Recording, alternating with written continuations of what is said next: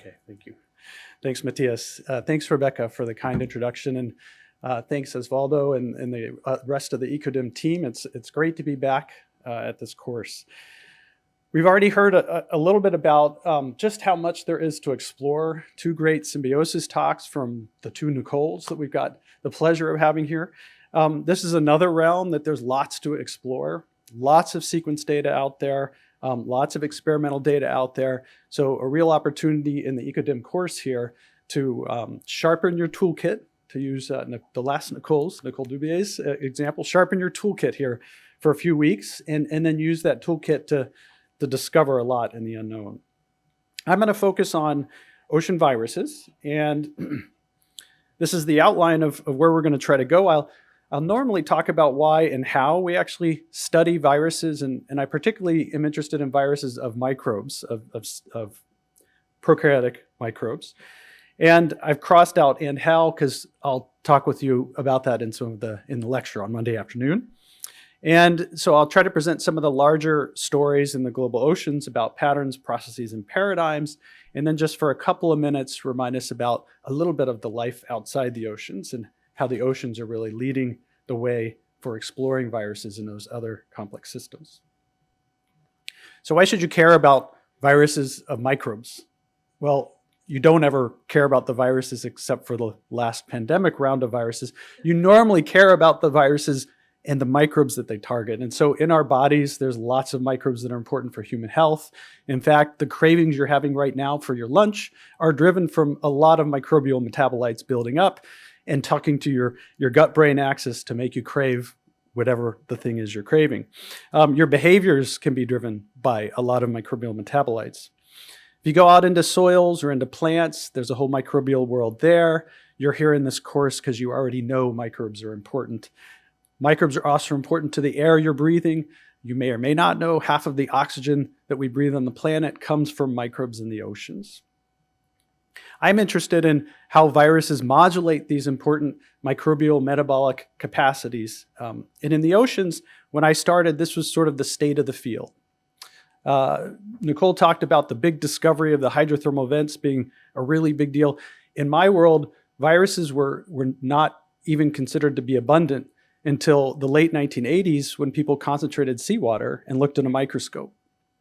They didn't see this because the DNA stain wasn't around yet, but they saw with electron microscope images many tiny particles that were viral particles. And when people started staining that seawater, they would see these big dots and little dots. And the big dots are cells, and the little dots are viruses. There's a lot of them. If you swallow a mouthful of seawater, you've swallowed 50 million viruses, and these don't infect you. They don't infect your microbes. They typically only infect ocean bacteria. We can do experiments with these. We can study them by tracer experiments, and that suggests that about 1 in 3 cells are killed per day. So they're important for mortality and how the ecosystem functions. Most of these viruses cannot be cultured, and that's truthfully because most of the microbes are not yet in culture. If you do genetic tracer experiments, and this is a great viral ecology number. This is one data point in the Florida estuary extrapolated to the globe. But from one measurement of the number of genes moved per day, there's a lot of genes. 10 to the 29th is 6 orders of magnitude larger than a mole. So this is a huge number. So if I tell you anything improbable, just remember that there's a large number of genes moving per day through viruses. And a lot of the toxins we attribute to microbes, like Bordetella toxin, cholera toxin, Shiga toxin, these are actually encoded by a virus in the microbial genome. And so viruses play an intimate role in toxin production. And so a big challenge when I started my career was, okay, so there's a lot of viruses. What are their ecosystem impacts? How do we study the way that they impact these ecosystems? So after about 10 years of developing methods, and it was painful, in the dirt, grinding methods development, we were able to see at a sequence-based level viruses in a cool global ocean data set. And so I'm going to focus on stories around those data. So to do that, I want to introduce these characters. If you know any of the Tara Oceans researchers, they're all an incredibly dynamic group of ridiculously ambitious, fun-loving scientists who really just want to go out and sail the boat to the next grand adventure and figure out some complex story with all the data. I often tease them saying, we don't need another expedition. We need to stop and look at the data. But the idea was go out and create a systematic global inventory. And they wanted to study viruses to fish larvae. And so this is 8 orders of magnitude in size. Lots of the organisms are presented on the bottom of that slide. And so it was the first time that on a boat, sailing around the world, systematically collecting, we would try to study viruses, prokaryotes, and lots of flavors of eukaryotes with sequencing-based technologies and imaging-based technologies. Normally, when I started my career, it would be 10 virologists go out on a boat, and we all study the viruses, ignoring everything else happening in the ecosystem. And so this is really exciting to think about a first wave, an early wave in what we now call ecosystems biology. It did happen on a sailboat. The back of the sailboat is where they constructed a house to be able to do the filtering of the seawater. Down below is where the complex imaging happened. And I never went on the boat because it rocks back and forth way too much. And you were all just at sea, so I'm sure you can appreciate that. So I'm going to focus on the viral part of the Tara story because that's where my expertise is. And the problem initially was this. Lots of sequencing, lots of excitement, and we really could only look at about 10% of the data. That means when we look at all that sequencing data, we match it against existing databases. Virtually everything we can say nothing about. And so I don't like that. And so what we did is we decided to develop some approaches to organize that unknown sequence space.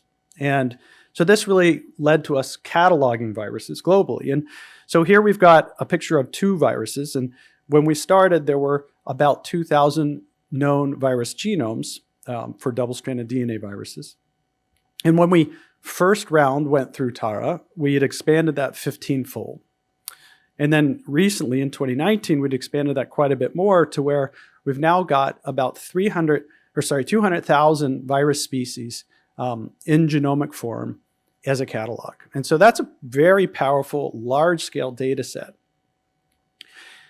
The problem was viral taxonomy is a mess, and I'm happy to talk about this in detail with anyone who's actually interested. But long story short, we used machine learning approaches to create a gene sharing network to establish a taxonomy which was systematic and automated and completely concordant with the accepted form of viral taxonomy. So we really accelerated our ability to catalog just by taking advantage of some sort of parallel developments in computational science.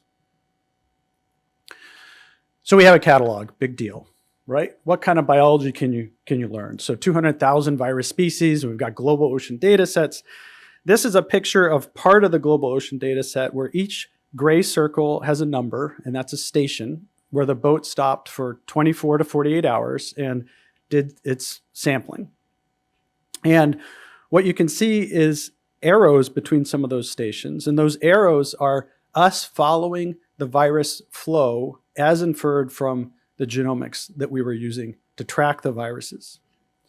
And the flow of the arrows, for those that know their oceanography, you were already laying onto this map these things that I just popped on. These are the major oceanographic currents. And so what we learned really is that viruses ride the ocean currents. That's probably the result that your grandma would have predicted before you started. So that's not the interesting part. We're going to come back to that. We use this catalog to be able to just take the first step. Who's there? What kind of viruses are there, right? That's the first question when you go into any complex system. Who is there? And the major viruses were both friendly. This is T4. Who's heard of T4? Oh, good. The foundation of molecular biology, right? Many of the molecular biology tools that we have come from people who studied T4 in E. coli decades ago. This is the 3rd most abundant virus genus in the oceans. Who's heard of 538.1? This is now one of the most well-studied viruses on the planet because we've actually been able to get it into culture and do multi-omics, time-resolved virus cell experiments. But at the time, I hadn't heard of it either. the third most abundant virus. So that's exciting. We just can start to get a map of who these abundant viruses are. We can look at their patterns across the oceans. And this allows us to work with particularly modelers around the world to help basically providing data on diversity anomalies, which can inform models about fishery catches, informs models about marine protected areas. And recently, I'm super excited to start working with the Green Oceans Workshop team to bring viruses into the IPCC climate models. And so this fundamental data, who is where, what do those patterns look like, and how does that start to plug into models, is just a step which I only dreamed of when I started my career a few short years ago. So those are patterns, and there's lots more we could talk about if you're interested in particulars. What kind of processes are these viruses involved in? And one of the processes which really jumped out early on before metagenomic application to viruses was actually from culture-based systems. Cyanobacteria were brought up earlier. One of the most abundant cyanobacteria are Prochlorococcus, which Penny Chisholm and Rob Olson and Daniel has been involved in Prochlorococcus' early discoveries, as well as Synechococcus. And those two cyanobacteria, they have viruses, and their viruses have photosynthesis genes. And these photosynthesis genes are now part of a class of genes we call AMGs, or auxiliary metabolic genes. And these are genes which, when we do the phylogenetic studies, suggest these genes have been stolen from the host cells, and they provide a fitness advantage to the virus. So what can a photosynthesis gene do for a virus? So this is the photosynthetic membrane and the Z scheme of photosynthesis. And the idea is that a photon strikes the PS2 reaction center, excites an electron. It also leads to splitting of water into hydrogen and oxygen. There's 4 Nobel Prizes studying this particular process. Pretty important, right? Hydrogen and oxygen. Those electrons get passed through a series of donors and acceptors to plasticyanin, which hands off the electron to photosystem 1. Another photon strikes and excites the electron further, and that leads to ferredoxin, which is passed off to biomineralization reactions. The viruses don't have all the genes involved in photosynthesis. There's tens of genes involved in photosynthesis. They have a core reaction center gene, this one, PSBA. And we think they have that because when a virus infects this cyanobacterial cell, photosynthesis is required. If you turn the lights off, the viruses are not made. If you poison the photosystem reaction center, the viruses are not made. So they need photosynthesis. But viruses shut down the ability of a cell to make proteins unless they're under the direct virus control. And this particular protein, PSBA, is right at that reaction center where water is split to create oxygen, which also creates oxygen radicals, which also leads to protein damage at that site, such that PSBA turns over on the scale of 30 minutes. So the virus gets into the cell, the core reaction center protein of the photosystem is gone in 30 minutes, and the virus needs 12 hours to make its viruses. So it brings its own. Some viruses also have the gene which makes the heterodimeric partner, PSBD. And those viruses have broad host ranges. If you get into the wrong host and your PSBA doesn't work, you better have the partner so that you get the working set. The other ones that are highlighted there, plasticyanin and ferredoxin, pull electrons away from backing up at those two photosystems. So in general, we look at this as viruses are randomly sampling host genomic DNA because they actually are poor at replicating their own genomes.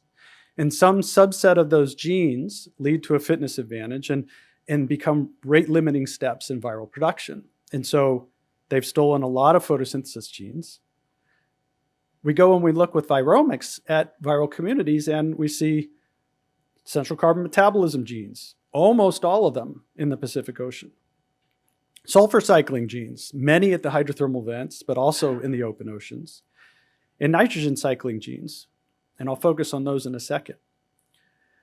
One word of caution: if you're studying viruses and you're interested in auxiliary metabolic genes, just because you see the metabolism gene in a viral sequence, make sure it's really on a virus and not just on a cellular part of a genomic fragment. There's a number of high-profile studies which are just completely wrong when you look at the underlying data. This was not at all a virus AMG, it was a cellular metabolic gene.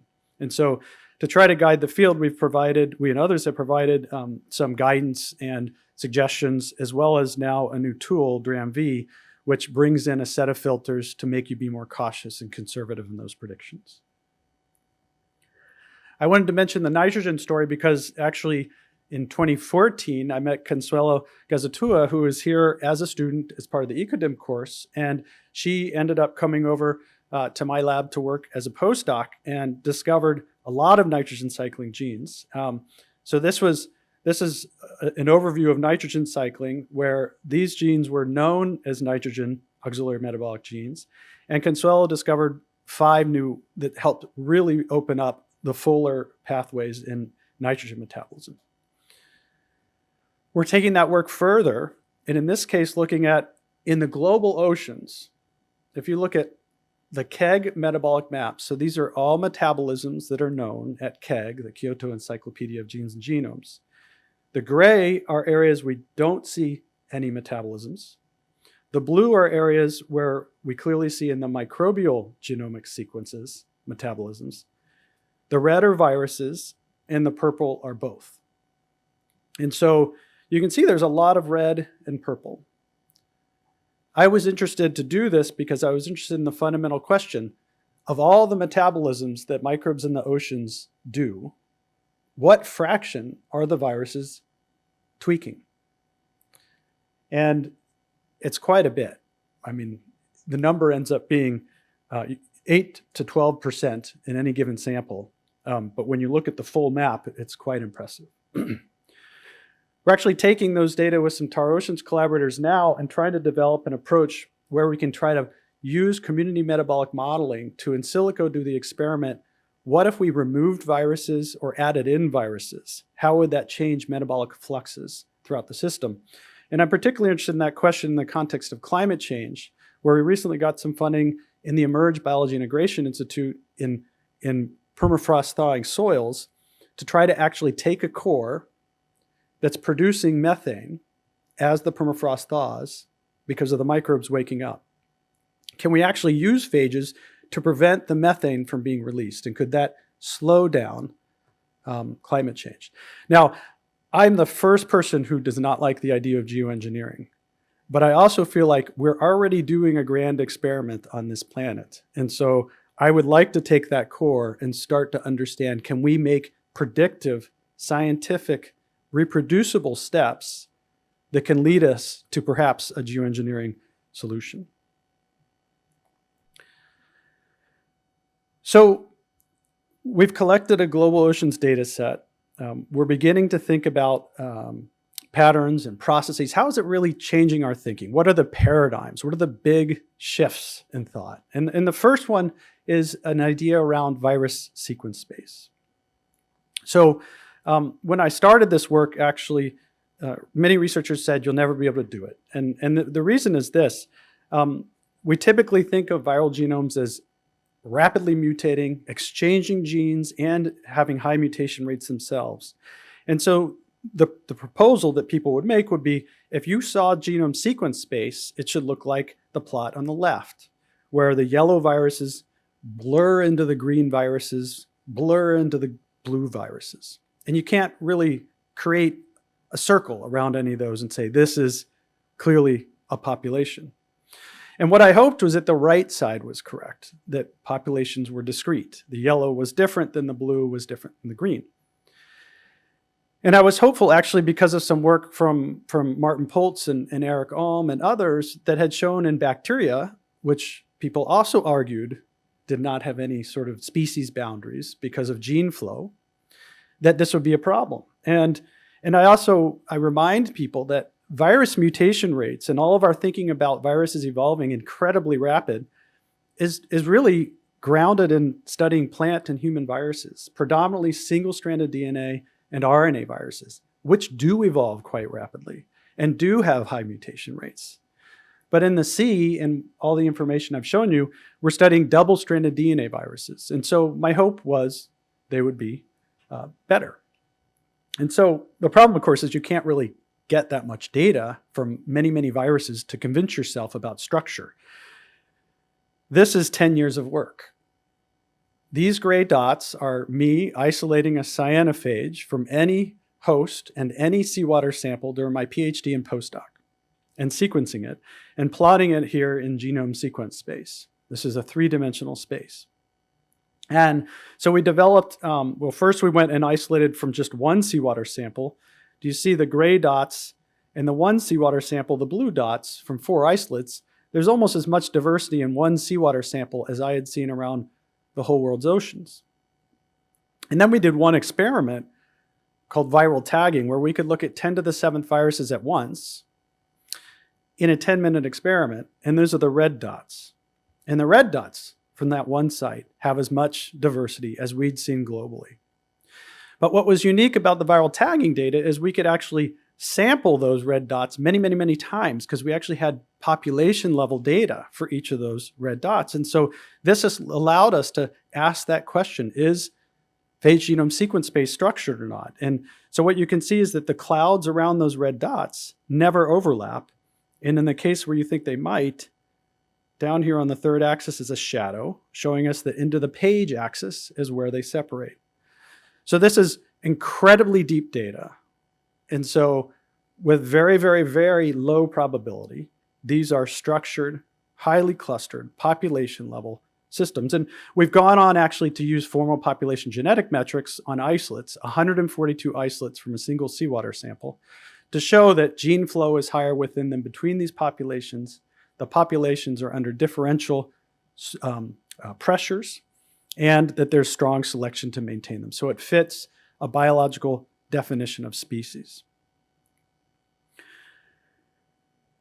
So the second paradigm was to ask questions about a decades-old idea in the oceans that there's an ocean carbon pump, and in that ocean carbon pump, what organisms might be driving it. And I alluded earlier that when we did our genomic tracking of viruses, the answer was kind of boring, that we saw that viruses just ride the ocean currents. And what I didn't say earlier was that there's also an X at many of these sites, and the X is actually viruses sinking. And viruses should not sink. They have a low Reynolds number. They should not sink unless they're on particles or for other reasons. And so the idea was that bacteria and phytoplankton are infected by viruses. This should create particulate organic matter or dissolved organic matter, which is rapidly recycled. And this is a late 90s paradigm called the viral shunt. And so what if instead of rapidly being recycled, this also could lead to aggregates under some conditions, and those aggregates could sink out of the water column as export material? Or what if organisms actually preferentially grazed virus-infected cells due to biochemistry that the viruses were metabolically reprogramming the cells? And there's data both for and against that idea, depending on the virus system. So for these ideas, we wanted to explore, and this was brought up earlier in Nicole Dubier's talk, this idea of genes to ecosystems modeling, where you could use sequence-based data, use machine learning approaches to organize it, and then layer on ecosystem rules to be able to make predictions about the complexity of an ecosystem. And so here we were interested in carbon export. And this is a map now of the same Tara Oceans cruise track, where the white dots are the stops on the surface, and then down into the page is the thousands of meters of depth that were sampled. And blue areas are areas of low carbon export, and red and yellow are areas of high carbon export. So when we used this genes to ecosystems modeling approach, viruses, better than any other organisms, best predicted carbon flux. And in fact, 89% of the variation in carbon flux appeared to be due to viruses. This suggests that, yes, viral lysis forms these aggregates, and that does really get driven out of the ecosystem as export. And I mentioned the methods because that genes to ecosystems modeling paper is really powerful in any system where you have a lot of data to explore thousands of organisms to figure out which few are important. So I mentioned here that viruses were important. It's not just viruses. We actually can narrow it down to the 5 specific viruses, which drive almost all of that viral signal. And so you can get at what are called VIPs through this approach as well. There's a lot of compute here, but the NSF has funded a collaborative cyber infrastructure called Cyverse, and we've layered on top of Cyverse a tool called iVirus. ivirus.us is where you can find information about this. All the steps of everything I just talked to you about are code and resources that we've made available publicly through this publicly available compute. It's highly scalable. It's intensively documented at protocols.io. If you don't know about protocols.io, it's really great because anyone in the field can write and say, you know what, Matt's protocol step 3 never works. Try this instead, right? So it's actually a social media powered site that allows community feedback to improve these protocols. And it's great for me as a protocol writer because I learn which steps are hard for other people to replicate. And so we can work on creating more robust, reproducible protocols. We've also put out benchmarking viromic papers. The first problem in viromics is you start to do the first step, which is identify viruses, and there's 25 tools. Which one should you use? So we consistently put out benchmarking papers to try to guide that step as well as a dozen other steps. I do not like PhD and postdocs losing months recalibrating, re-benchmarking something that we've already done in my lab or we've already done in some other lab. Make sure we get that stuff out there. So the field's really good about putting out benchmarking papers. And then we host a workshop. We've held 6 of these international workshops to train people in studying viromics. And the next one actually is October 11th through 13th up at Ohio State. And I work very hard to get various foundation support to try to support researchers from around the world being able to come. So if money's an obstacle, please at least check in and put an application in. We may have found some funding to support your attendance. So iVirus, if you remember one thing, remember iVirus. It's easy, right? Okay, the third paradigm is virus cells. And this is a one slide, simple concept, but it's been surprising how hard it was for the field to take on. So the idea is you have an uninfected cell and it's got some amount of energy that it uses. It's got some gray box here of metabolic functions that it uses, and it imports and exports resources. And we wanted to ask the simple question, does a virus-infected cell or the virus cell look different at a multi-omic lens from the uninfected cell? And they look incredibly different. So if we infect with one virus here called HS2, they use a lot more energy. They've got a broader repertoire of metabolic functions, and they import one particular resource a lot more than the uninfected cell. These two cells, if you were using 16S to count them, are identical. But their actual biogeochemical role is completely different. So for the 1 and 3 cells that are infected, that's a big deal. It's worse, because if you infect that same cell with a different virus, a potovirus, HP1, it uses even more energy, even more diverse metabolic functions, and imports many more resources, and it's due to a genomic mismatch of these two viruses and hosts. So we probably need to somehow start to model virus cells and maybe even classes of virus cells if we're really going to make microbe-based ecosystem impact predictions, because 1 and 3 cells are, in fact, I should mention, Melissa Duham trained at the Max Planck in Bremen. So that's patterns, processes, and paradigms, and I've talked about viruses loosely. I didn't even mention that those are all just DNA viruses. So this is a story of 3-year-old data that was published from Tara and looking at one gene, the RDRP, the ribosomal DNA-dependent polymerase. You can look at one gene in the Tara Oceans data set and get 2 science papers if you're lucky and you happen to have great context. So this is a story of one gene in a 3-year-old data set, and it was discovering some biology about RNA viruses. So what did we do? The first paper is what I call the evolution paper. We developed an analytical approach to be able to better see this gene. So if it's a complicated gene, this gene is a 3 billion year old gene, so it's highly divergent. And so we needed to do some tricks to get at it. When we had that, we applied to the 28 terabases of data that are publicly available of metatranscriptome data from Taro Oceans and pulled out 44,000 RNA virus contigs, about 7,000 of which were what we would consider complete.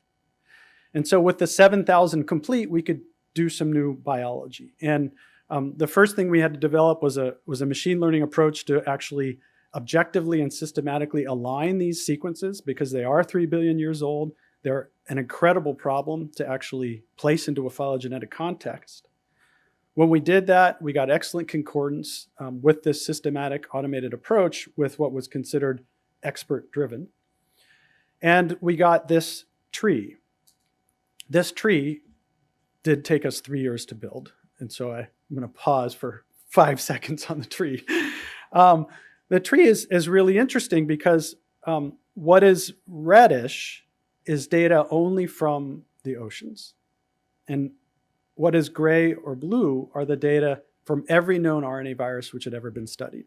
And I think you can see that the ocean data are the dominant signal in that tree. So most of what had been studied fell into 5 known phyla, and the ocean data fell into 5 additional phyla. So one study in the oceans doubled the number of RNA virus phyla that are known. And even when we had viruses, for example, at the family level, half of the families were novel and detected. Even when they were known, 99.7% were new species. So, just wide open for exploration and new biology. This tree is backed up at the phylum level by a number of other parameters. And this group at the bottom, we named the Taraviricota, and it's because these RNA viruses are everywhere. They're also interesting from an evolutionary perspective because they seem to be a missing link between RNA and cells. And so they're this key step in being able to get towards the complexification of life. So the second paper is what I call the ecology paper, and it's what I know a little bit more about. I feel more comfortable in the ecology space, but we took those data from that tree. We defined a species unit, which is a whole other discussion in and of itself. And when we mapped that species unit, it allowed us to see some large-scale processes. And we were able to see that the global ocean data were structured into what we call 4 ecological zones. We could look at depth profiles, and there was some clear depth patterns in the oceans that paralleled both the RNA and DNA viruses. Confusingly, and this remains a mystery, there's no clear latitudinal diversity gradient in RNA viruses, whereas there has been in every other organism type studied, both in the sea and on land. We can look at community structure and what the drivers are and the ecological drivers compared between RNA and DNA viruses. It turns out these RNA viruses surprisingly actually also had auxiliary metabolic genes, and some of them are really important for ecosystem services. That was a surprise because RNA viruses are tiny. They don't have room for extras. DNA viruses can afford a quarter of their genome to sample. And so that implies there's really strong selective pressure for these metabolic genes in the RNA virus genomes. And when we use that ecosystems modeling and machine learning approaches, we also saw strong signals of RNA viruses driving carbon flux. So that's ocean viral ecogenomics. And in a couple of slides, I just want to emphasize the broader virus sphere. Viromics, it's an incredibly exciting time. If you study viruses in any system, there's lots of sequence data sets where people completely ignore the virus story. I'm often just looking in people's trash. It's a great place to discover viruses. This is a handful of environmental ones. There's host-associated virology happening. We've done some work in 100,000-year-old ice cores to be able to pull out viruses from really ancient times in Earth's history. Hydrothermal vents, coral reefs, many extreme environments. There's even work with Karen Dannemiller at Ohio State now to look at, she's got samples from the International Space Station. So all this is being driven by the kinds of analytics and approaches that I just described to you from the ocean. So the oceans really are leading the way for the exploration in these other environments.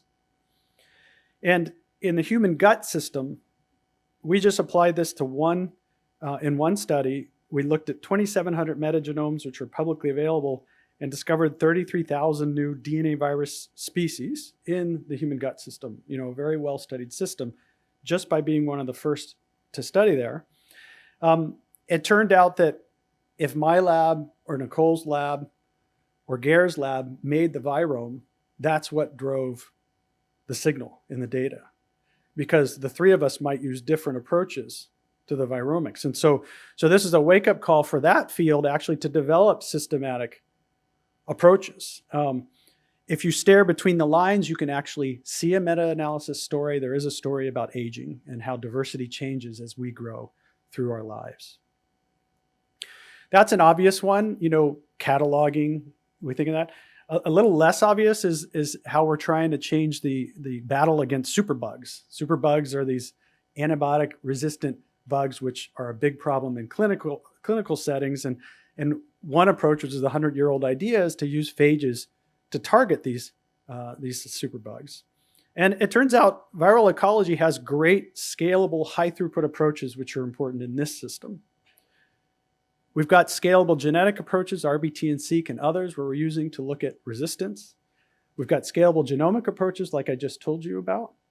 The viral tagging work that I mentioned earlier, we've now developed a viral tag and grow method, actually with Gare, who's part of the Ecodem Adventure too. And the viral tag and grow approach helps you capture and characterize viruses with very, very high throughput. And the field is also developing several ways to link viruses to hosts. One thing I didn't mention is that 200,000 virus species, we only can predict who they're infecting for about 10% of those. So linking viruses to hosts remains a grand challenge for the field.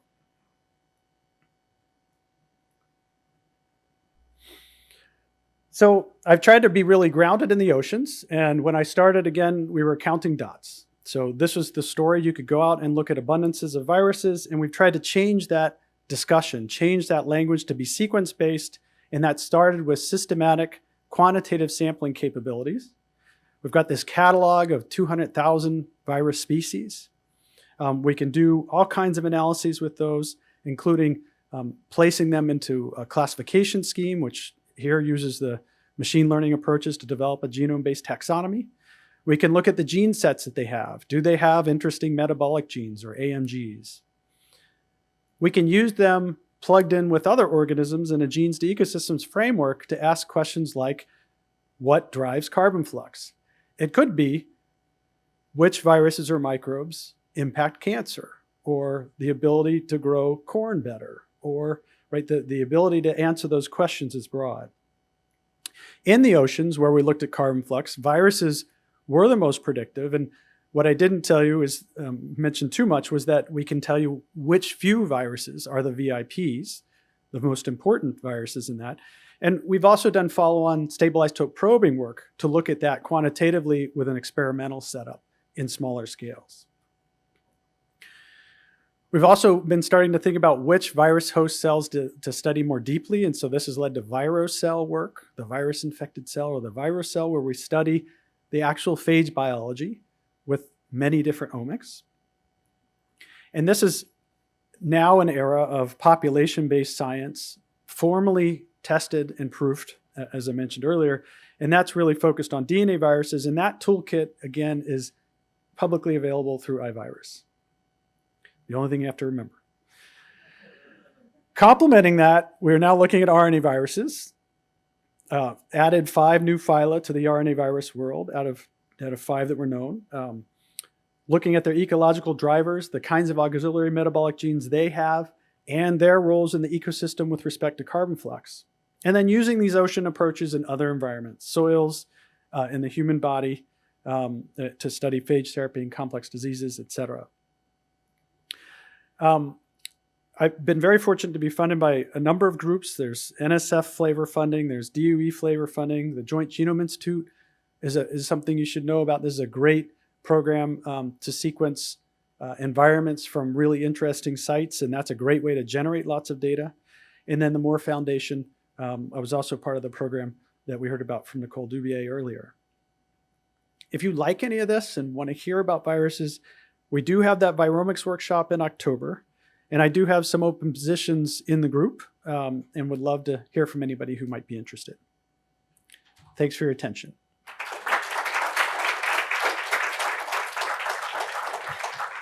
Thank you, Matt. So we have 10 minutes for questions.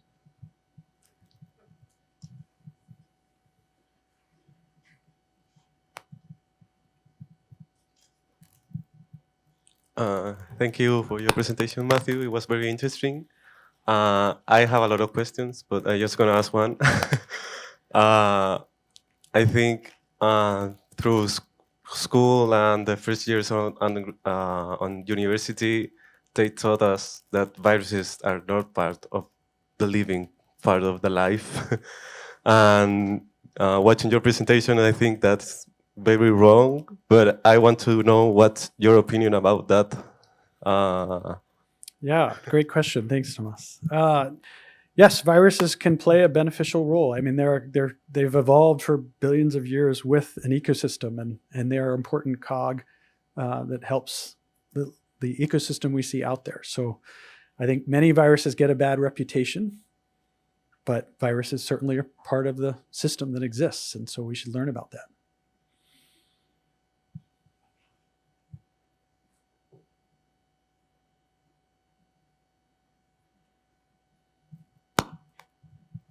Hey, Matt, great talk. And I've also got 3 million questions, but I'll ask only one, particularly so the students have more time to ask questions. I'm trying to think which one you might find most interesting. Okay. The viral species work that you showed, I thought that would have been what I would have predicted right off the bat, because wouldn't the viral phylogeny follow that of their hosts? And if we know that their hosts form discrete populations, why wouldn't there, at least those that are host specific, do it, versus then I thought as a control, what about those that can infect a broad spectrum of hosts? Would you see that same clustering that you saw? Yeah, that paper reviewed twice at Science, 2 years in a row. It was the student's first paper, and it took 3.5 years to get through. And it was because it was consistently reviewed by virologists who would not let the word species be used in the viral realm. And so it was interesting because in hindsight, now that I've got more experience, I would say we should have asked for microbial ecologists to review it, who are a little bit aware of this idea that there can be gene exchange and yet there can still be structure. But yes. And so, and your question though was specifically, are there parts of the virosphere where that will be a problem? You said, does broad host range phages perhaps have a blurrier species boundaries? And the truth is that there are viral types where this is a problem. And those are specifically viruses which can integrate. And those are exchanging genes all the time with lots of other viral types. And so that leads to fuzziness. Right. I don't see that as a problem, but exactly as tracking what is driving the evolution of these populations, which is the host is driving it. That's just what I wanted to say. And in other words, so it's kind of logical that you would see that those discrete. I'm not knocking the research at all. I think it's very cool to actually show it, and was thinking about the controls. Yep. Yeah. But I guess I wanted to admit that there is a part of the virosphere which isn't so clean. So the temperate phages, lambdoid style phages, are highly mosaic, and that is more of a problem, and we don't have great solutions in that space. But 99.9% of what we see in the oceans, using the measurements that we have, which does depend on assembly and so doesn't get at strain level variation, which is where most of the viral sequence space might lie, right? So there, it's an interesting space, but a lot of what we see is clean in the same.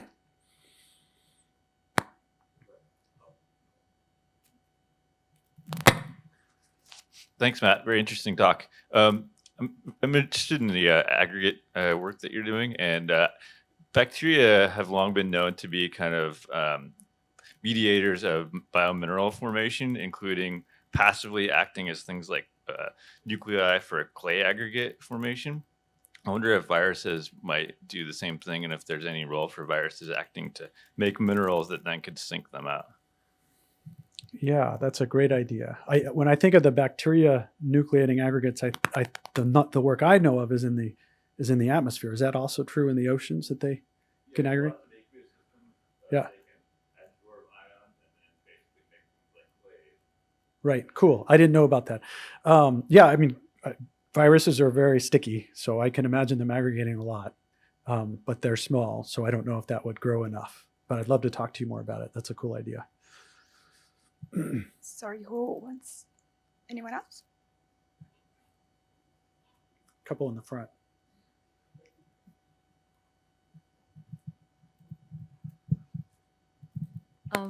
I actually wanted to talk or ask you about if you could explain a little bit more about how we can identify AMGs in context, because I think I understand it, but I have like problems re-understanding it every time I study it again. So if you could please. Sure. Yeah. So how do you make sure that the metabolic gene is really in a virus so that you can claim it to be an AMG? So the things to look for are clear viral genes on either side of it, making sure it's not the kind of virus that might be a prophage and in a genomic island of a cell. So we have a filter, for example, for things like transposases, integrases, which other mobile elements which might accumulate in that same region. So genomic islands, we saw earlier in the strain diversity part of Nicole's talk, the idea that these strain diverse islands, that's usually a genomic playground for mobile elements, prophages, but also transposons, integrons, et cetera. So we try to avoid those as much as possible. And then you can, once you have the sequence, you can look at phylogenies and make sure that there's some sort of clear structure and it's not, oh, wow, this is obviously, 0.1% away from the cellular version. So it looks like it's the cellular version. And there's one other filter, which I'm forgetting, but is in that paper, the DRAM-V paper. So I can point you to it if you can't find that.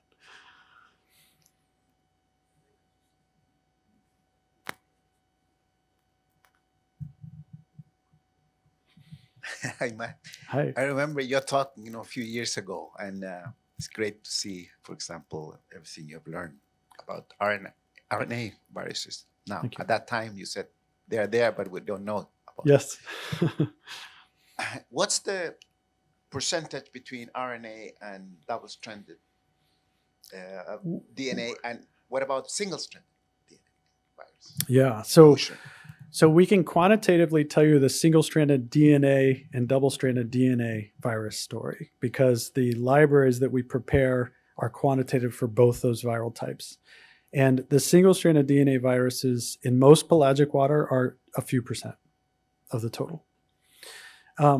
We can't tell you the RNA DNA. So there's a stain which Alex Cawley used off Hawaii to specifically stain for RNA, and he came up with a number of between 17 and 74% of viral particles are RNA viruses.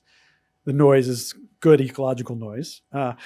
But the problem is you talk to the company or any RNA biologist, and I'm in a center for RNA biology that's really good at Ohio State, it's not specific for RNA. And so we don't really have a way to see specifically RNA versus DNA. The library prep methods that we use to see the RNA and DNA viruses in the stories I told you separately are totally different, right? Metatranscriptome, metagenome, the molecular biology is different such that I can't give you a number. So we don't really know the relative proportion of RNA versus DNA viruses. Okay, I have a question. It's more of a curiosity. You told us that you guys didn't know that virus could form aggregates. And I think that's a very important part because of the impact of in carbon cycling, in low carbon and everything. So do you already have more information about it? Are you looking deeper into that? For example, if some types of viruses can couple and others are free living, as it happens in bacteria, or if they have any drivens that leads them to couple. Do you have any? Yeah, great question. No, I'm not personally. There's an alumnus from the lab, Sherry Floge, who runs a lab at Wake Forest, and she's doing a lot of work in that space with model systems to try to look at aggregation. I think it's a pretty wide open part of the field, though, that could use 5 or 6 or 10 labs working on, because I think they'd all approach it in different and complementary ways. So I think it's pretty wide open, and this would be a great system where obviously aggregation and upwelling environment, that this would be a great system to study that in. Hey, I have a couple of Yes, questions. yes. One general.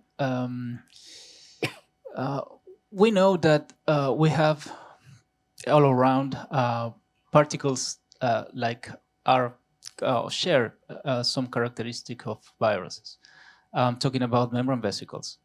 So is possible that in all this kind of analysis you are including the membrane vesicles? I mean, they have the same size, they transport DNA or RNA, a lot of things. So, for example, how many, or it's possible that some part at least of the picture that you have, the green particles, maybe some are membrane vesicle and are not virus? Yeah, I think you're right that sort of the naive view of AMGs would be really, really wrong if you just took a virome, which may also have not only membrane vesicles, but gene transfer agents, legitimate viral particles that are just transferring genes and they're never going to replicate. So that's why we do that requirement of, is the metabolic gene next to other virus genes? Because that won't happen in a membrane vesicle. A membrane vesicle is sampling the cellular DNA, and so it's not going to put it with a viral gene unless it were sampling the prophage in that cellular genome. And I'm just as happy with that as I am with the free lytic viral signal. Okay, so it's it's a computational filter. You are not doing something like the story is chemical. And the story is much worse if I present Sure. here's the AMGs from our viromes. It would be it would be blood red. But if you use a lot of conservative filters to say, no, I'm not going to trust those ones which are questionable. So I presented the conservative picture. Okay, thank you. And the other one is probably, maybe an annoying question, but I'm working with viral sequence. But 70% of the genes that I have are unknown genes, even doesn't have any similarity with a conserved domain or something. What can I do? What can we do with that? Do you think that maybe AlphaFold and some tools like that are helping? Yeah, so that's a brand new tool that is exciting to explore. It's going to have variable success. I don't know if you've hit it against EFAMS, our virus-specific database. We organized all viral sequence space to create protein clusters, which we think are functionally singular. And then we actually layered in metaproteomic data so that we could assess virion structural proteins from that subset. So it's a lot of other annotation that we did on it too. So it's a clean annotatable database for ocean, particularly for ocean viruses.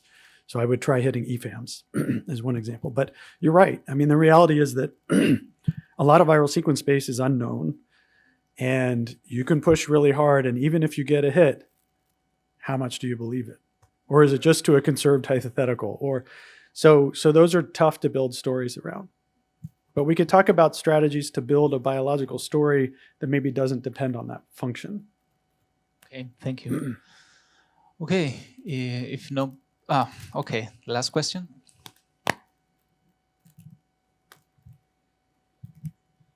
Thank you for the very nice talk. My question goes related to the immunity that could serve viruses like a primitive immunity. For example, now that we are talking about symbiosis, we can maybe include viruses as well in this, because it's we have talked that there is like a relationship between the host and the bacteria, but maybe the viruses also play like a key role. For example, there are some publications that states that the bacteria release some kind of materials, so they call a specific phage in order to kill the competitor bacteria. So that could be like very nice to include, and I don't know if you have been done something like that before. Yeah, that's not my work, but there's some beautiful work in two places that I think is relevant to your question. One is the idea of viral communication, which you mentioned, where the viruses have the ability to co-opt the quorum sensing pathways of bacteria during infection, and that tells them whether to go lytic or lysogenic. It may tell them to there's a pathogen coming, et cetera. Probably lots to be explored in that space. There's probably all kinds of communications and resultant actions which are useful. That's brand new. That's a few years ago that viral communication was really put out there as an idea from Rotem Sorek. The other thing that comes to mind is Forrest Rohrer's work, where in corals, phages can sit in that mucus. Nicole mentioned earlier the pathogens that can be in the mucus layers of the gills and stuff. There's lots of mucus surfaces in humans and corals and around the oceans. And one way to prevent pathogens is to keep the phage ready to kill it right there as a piece of defense. So they call that that is a form of immunity. It's considered a form of immunity, this phage-driven non-host immunity. So I think you're right. It's part of the equation. It's part of the ecosystem that we want to start considering. We just haven't had the data for so long. So, but it's a good time now. So think creatively about that.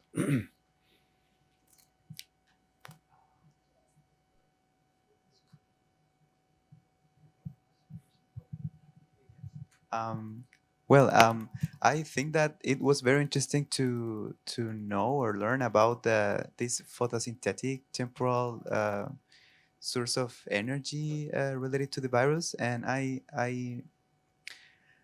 don't know if there are another source of energy, for example, related to chemical reactions or something related to the environment, maybe, because I think that the light is one of the signals that they use in order to gain or maybe do energy. But are there some other sources? Yeah, I mean, I think of Karthik and Anthron's work in Madison with the sulfur cycling genes and the sulfur metabolism at the deep sea vents. I think he was looking at lakes and not the oceans, if I remember right. Or was that ocean vents at the time? Gregory Dick and Karthik and Anthron. But yes, there's probably lots of chemosynthesis related AMGs to be discovered.